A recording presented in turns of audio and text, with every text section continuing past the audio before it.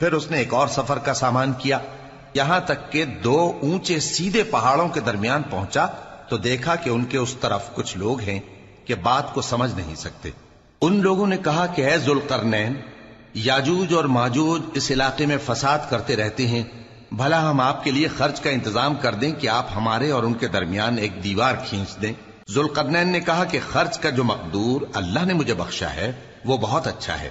تم مجھے قوت بازو سے مدد دو، میں تمہارے اور ان کے درمیان ایک مضبوط رکاوٹ بنا دوں گا۔ تم لوہے کے بڑے بڑے تختے میرے پاس لاؤ۔ چنانچہ کام جاری کر دیا گیا، یہاں تک کہ جب اس نے دونوں پہاڑوں کے درمیان کا حصہ برابر کر دیا اور کہا کہ اب اسے دھوکو، یہاں تک کہ جب اس کو دھونک دھونک کر آگ کر دیا تو کہا کہ اب میرے پاس تانبا لاؤ کہ اس پر پگھلا کر ڈال دوں۔ پھر ان میں یہ قدرت نہ رہی کہ اس پر چڑھ سکیں اور نہ یہ طاقت رہی کہ اس میں نقب لگا سکیں۔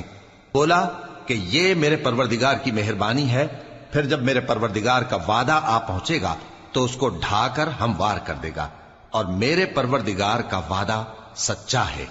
اس روز ہم ان کو چھوڑ دیں گے کہ روئے زمین پر پھیل کر ایک دوسرے میں گھس جائیں گے، اور سور پھونکا جائے گا تو ہم سب کو جمع کر لیں گے